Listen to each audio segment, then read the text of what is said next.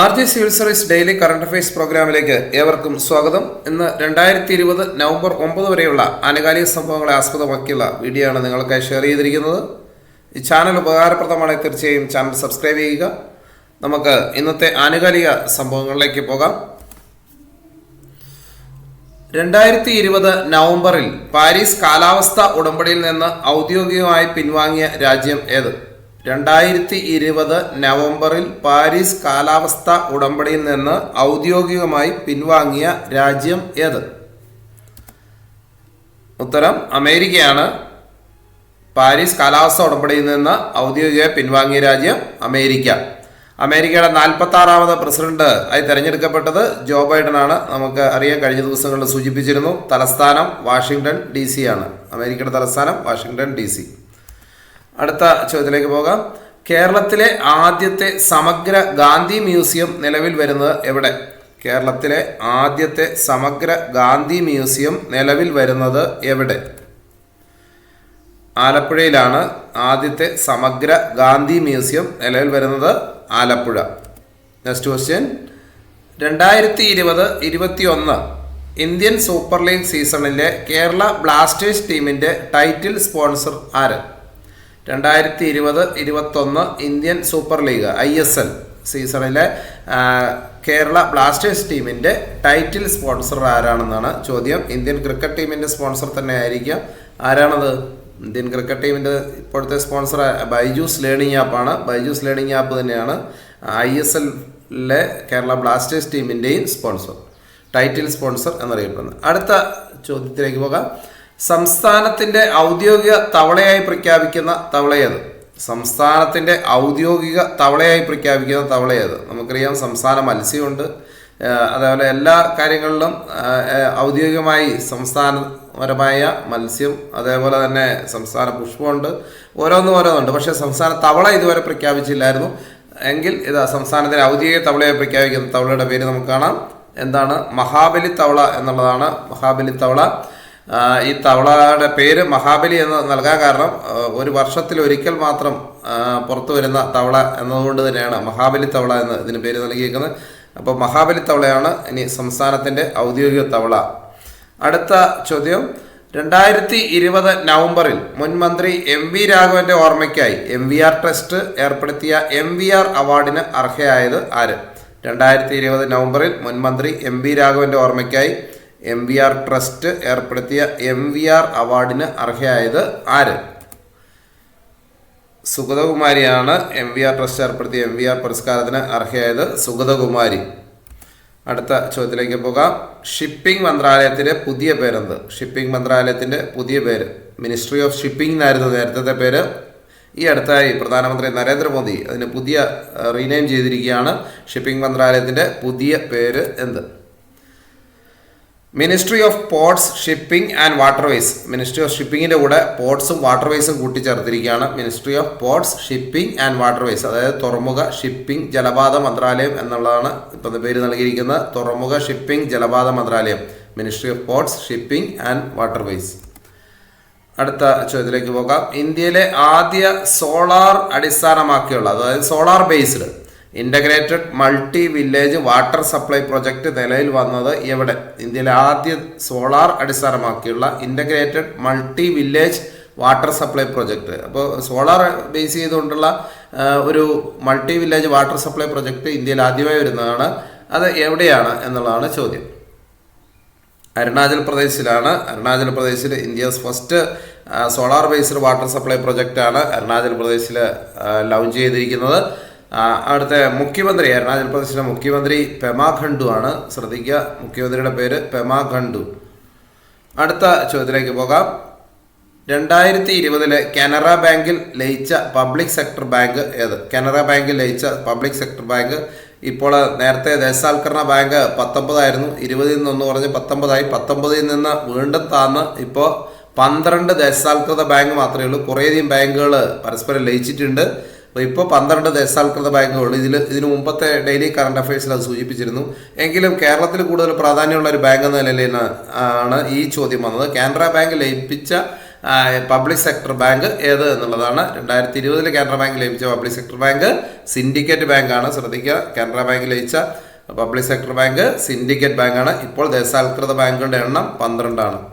അടുത്ത ചോദ്യം, ഇന്റർനെറ്റ് പൗരാവകാശമാക്കിയ ആദ്യ ഇന്ത്യൻ സംസ്ഥാനം. ഇന്റർനെറ്റ് പൗരാവകാശമാക്കിയ ആദ്യ ഇന്ത്യൻ സംസ്ഥാനം ഏത്?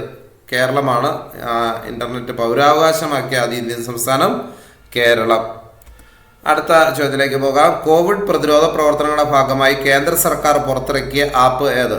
കോവിഡ് പ്രതിരോധ പ്രവർത്തനങ്ങളുടെ ഭാഗമായി കേന്ദ്ര സർക്കാർ പുറത്തിറക്കിയ ആപ്പ് ഏത്? ഇതിന് കുറച്ച് മുമ്പ് ഒരു 6 മാസം മുമ്പ് ഇറങ്ങിയ ആപ്പാണ്, നമുക്കറിയാം.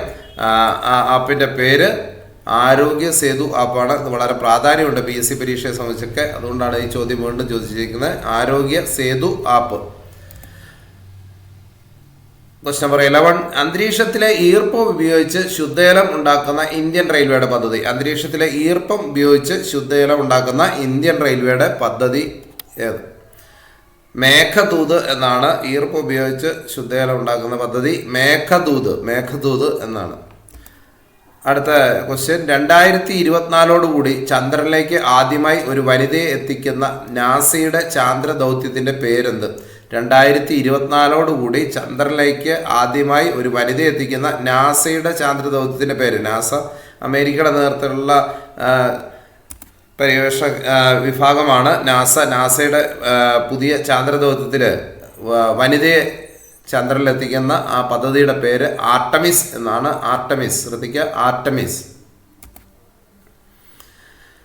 കേരളത്തിലെ 18ാമത് വന്യജീവി സങ്കേതം ഏത്? കേരളത്തിലെ 18ാമത് വന്യജീവി സങ്കേതം ഏത്?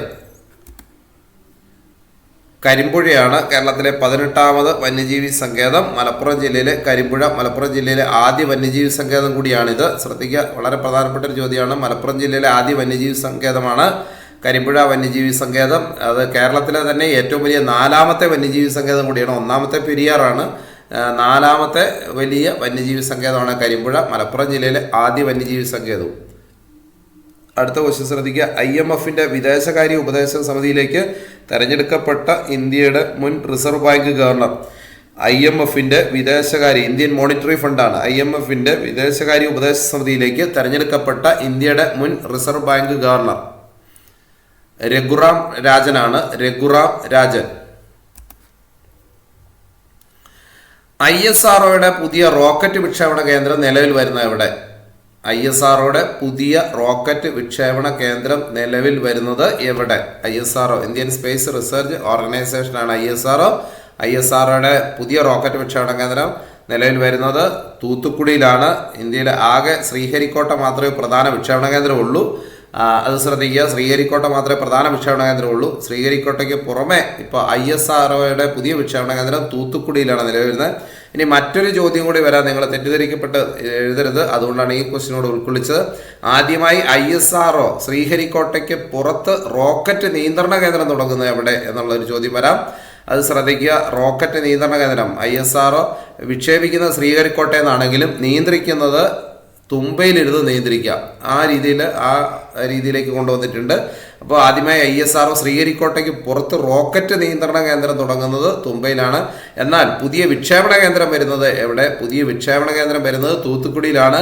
പുതിയ വിക്ഷേപണ കേന്ദ്രം തൂത്തുക്കുടി വരാനുള്ള കാരണം പറയുന്നുണ്ട്. ശ്രീഹരിക്കോട്ടയിൽ നിന്ന് വിക്ഷേപിക്കുന്ന റോക്കറ്റുകൾ ജനവാസ മേഖലയായ ശ്രീലങ്ക, ലക്ഷദ്വീപ്, മാലദ്വീപ് എന്നിവ ഒഴിവാക്കാൻ ആദ്യം കിഴക്കോട്ടും പിന്നീട് തിരിഞ്ഞ് തെക്ക് കിഴക്കോട്ടും പറക്കണം. സഞ്ചാരപഥം നേർരേഖയിലല്ല. ശ്രീലങ്കയെ ചുറ്റി പോകുന്നതിനാൽ കൂടുതൽ ഇന്ധനം വേണം, ചെലവും കൂടുതലാണ്. തൂത്തുക്കുടിയിൽ നിന്ന് ഇത് ഒഴിവാക്കാം എന്നുള്ളതാണ് ഇവിടെ പറഞ്ഞിരിക്കുന്നത്. അപ്പോൾ ഇത് എന്തുകൊണ്ടാണെന്നുള്ളത് പറയാൻ വേണ്ടിയിട്ടാണ് ഇത് ഉൾക്കൊള്ളിച്ചിരിക്കുന്നത്. എങ്കിലും നിങ്ങൾ ശ്രദ്ധിക്കുക, ISROയുടെ പുതിയ വിക്ഷേപണ കേന്ദ്രം തുടങ്ങുന്നത് തൂത്തുക്കുടിയിലാണ്.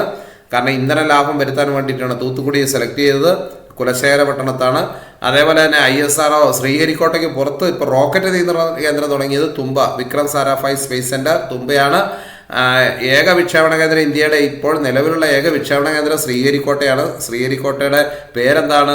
തുമ്പയുടെ വിക്രം സാരാഭായ് സ്പേസ് സെൻറ്റർ ആണെങ്കിൽ എന്താണ് ശ്രീഹരിക്കോട്ടയുടെ? Satish Dhawan space centre. ധാരാളം ചോദ്യം വരാം. സതീഷ് ധവാൻ സ്പേസ് സെൻറ്റർ എവിടെയാണ്? ആന്ധ്രാപ്രദേശിലാണ്. കാര്യങ്ങൾ കൂടി ശ്രദ്ധിക്കുക. അടുത്ത ചോദ്യത്തിലേക്ക് പോകാം. പാവപ്പെട്ടവർക്ക് സൗജന്യ ഭക്ഷണം ലഭ്യമാക്കുന്നതിനായി ഫുഡ് ബാങ്ക് എന്ന പദ്ധതി ആരംഭിച്ച സംസ്ഥാനം. പാവപ്പെട്ടവർക്ക് സൗജന്യ ഭക്ഷണം ലഭ്യമാക്കുന്നതിനായി ഫുഡ് ബാങ്ക് എന്ന പദ്ധതി ആരംഭിച്ച സംസ്ഥാനം ഏത്? മണിപ്പൂരാണ് ഫുഡ് ബാങ്ക് എന്ന പദ്ധതി ആവിഷ്കരിച്ചത്. അതേപോലെ തന്നെ അവിടുത്തെ മുഖ്യമന്ത്രിയുടെ പേരും ഒന്ന് ശ്രദ്ധിക്കുന്നതാണ്, എൻ ബീരൻ സിംഗ്. എൻ എന്ന് പറഞ്ഞാൽ നോങ്തോംബൻ ബീരൻ സിംഗ് എന്നാണ്. എൻ ബീരൻ സിംഗ് ആണ് മണിപ്പൂരിൻ്റെ മുഖ്യമന്ത്രി. അടുത്ത ചോദ്യത്തിലേക്ക് പോകാം. നിയമപരമായി കഞ്ചാവ് കൃഷി അനുവദിച്ച ആദ്യ അറേബ്യൻ രാജ്യം. നമുക്കറിയാം കഞ്ചാവ് കൃഷി എത്രത്തോളം പ്രശ്നമുള്ളതാണെന്ന്. അത് നിയമപരമായി അനുവദിച്ച ആദ്യ അറേബ്യൻ രാജ്യമാണ്. ചോദ്യം ഏതാണെന്ന് നമുക്ക് നോക്കാം. ആദ്യ അറേബ്യൻ രാജ്യം ലെബനൻ ആണ്. കഞ്ചാവ് കൃഷി ഔദ്യോഗികമായി ആരംഭിച്ച അല്ലെങ്കിൽ നിയമപരമായി ആരംഭിച്ച ആദ്യ അറേബ്യൻ രാജ്യം ലെബനൻ ആണ്. അടുത്ത ചോദ്യത്തിലേക്ക് പോകാം. ഐക്യരാഷ്ട്രസഭയിലെ ഇപ്പോഴത്തെ ഇന്ത്യയുടെ സ്ഥിരം പ്രതിനിധി ആര്? ഐക്യരാഷ്ട്രസഭയിലെ ഇപ്പോഴത്തെ ഇന്ത്യയുടെ സ്ഥിരം പ്രതിനിധി TS തിരുമൂർത്തിയാണ്. ഐക്യരാഷ്ട്രസഭയിലെ ഇന്ത്യയുടെ ഇപ്പോഴത്തെ സ്ഥിരം പ്രതിനിധി TS തിരുമൂർത്തി. ആരാണ്? TS തിരുമൂർത്തി. അടുത്ത ചോദ്യത്തിലേക്ക് പോകാം. ഇന്ത്യൻ ആർമിയുടെ കൊറോണ പ്രതിരോധ പദ്ധതിയുടെ പേര് എന്താണ്? ഓപ്പറേഷൻ നമസ്തേ എന്നാണ് ഇന്ത്യൻ ആർമിയുടെ കൊറോണ പ്രതിരോധ പദ്ധതിയുടെ പേര്. ഓപ്പറേഷൻ നമസ്തേ. ഈ ചാനൽ നിങ്ങൾക്ക് ഉപകാരപ്രദമായ തീർച്ചയായും ചാനൽ സബ്സ്ക്രൈബ് ചെയ്യുക. തുടർന്നുള്ള ഡെയിലി കറണ്ട് അഫയേഴ്സ് നിങ്ങൾക്ക് ലഭിക്കുന്നതിന് വേണ്ടി താഴെയുള്ള ബെൽ ഐക്കൺ എനേബിൾ ചെയ്യുക.